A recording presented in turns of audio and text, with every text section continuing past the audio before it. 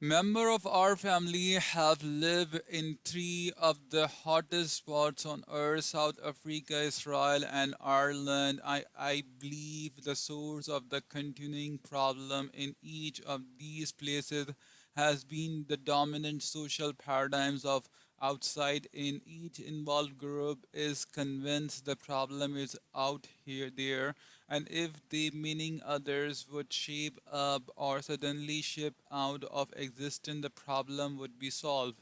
Inside Out is a dramatic paradigm shift for most people, largely because of the powerful impact of conditioning and the current social paradigms of the personality ethics.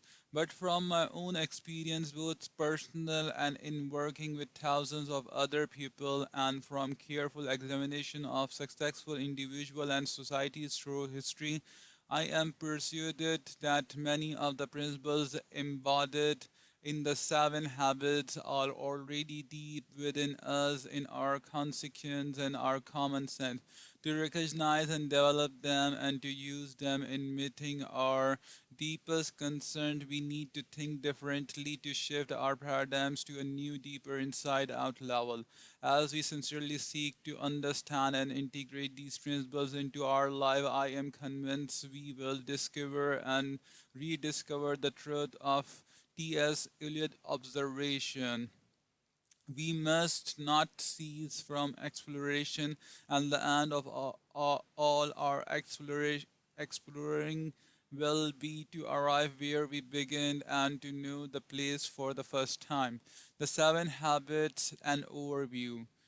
We are what we repeatedly do. Excellence then is not an act but a habit.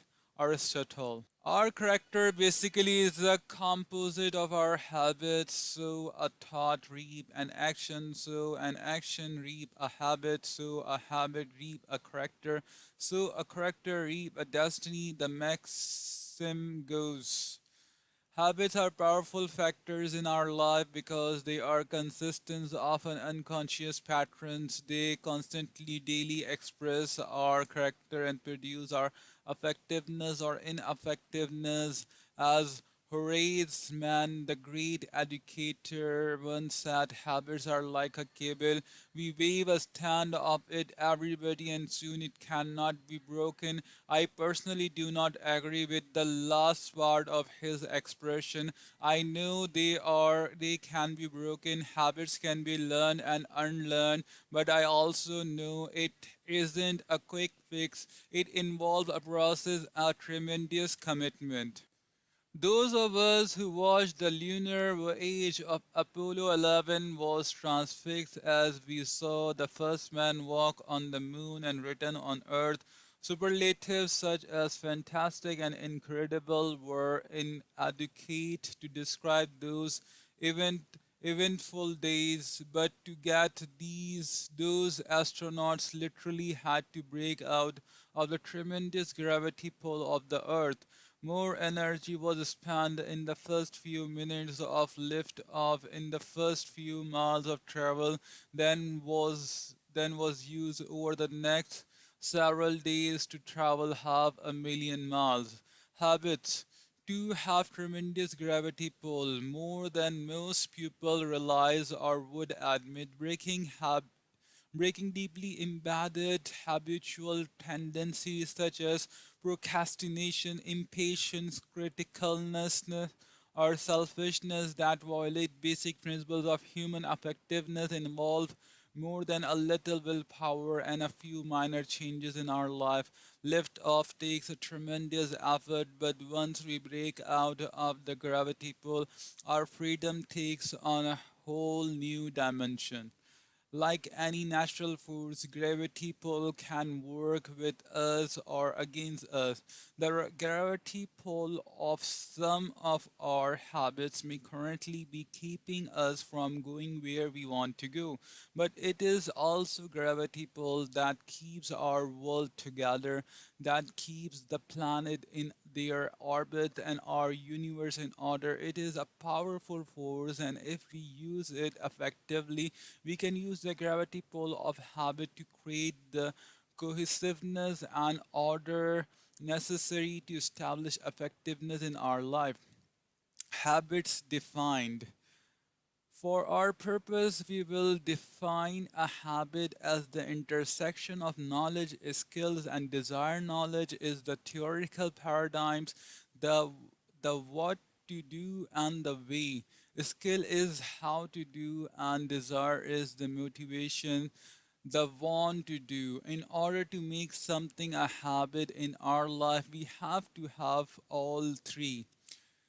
I may be ineffective in my interaction with my work associate, my spouse, my children, because I constantly tell them what I think, but I never really listen to them.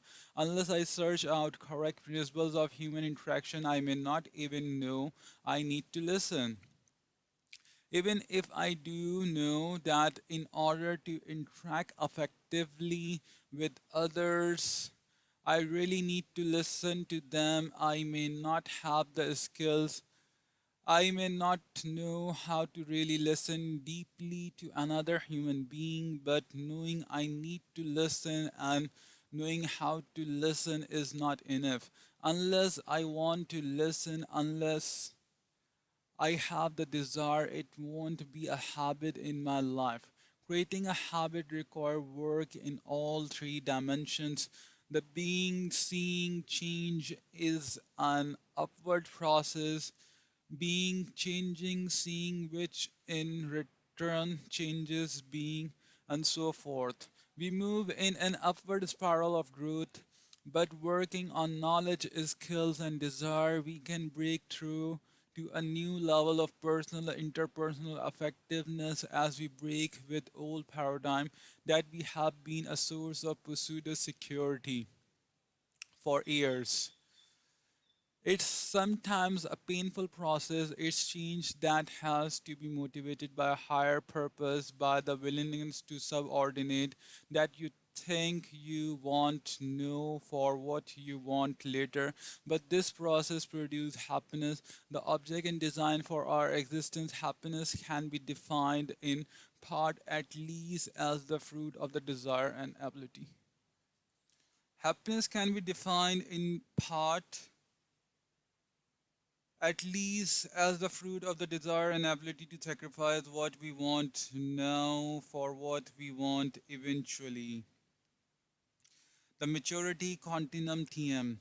The seven habits are not a set of separate or piecemeal psych up formula in harmony with the nature natural law. Natural law of growth, they provide an incremental, sequential, highly integrated approach to the development of personal and interpersonal effectiveness. They move us progressively on a maturity continuum from dependence to interdependence. We each begin life as an in fact total dependent on others. We are directed, nurtured, and sustained by others. Without this nurturing, we would only live for a few hours or a few days at the most. Then, gradually, over the ensuing month and years, we become more and more independent physically, mentally, and emotionally, and financially, until eventually we can essentially take care of ourselves, becoming inner directed and self reliant. As we continue to grow and mature, we become increasingly aware that all of the nature is interdependent, that there is an ecological system that governs nature, including society. We further discover that the higher reach of our nature have to do with our relationship with others, that human life also is interdependent. Our growth from infancy to adulthood is in accordance with natural law, and there are many dimensions to growth. Reaching our full physical maturity, for example, does not necessarily assure us of simultaneous emotional or mental maturity. On the other hand, a personal physical dependence does not mean that he or she is mentally or emotionally immature.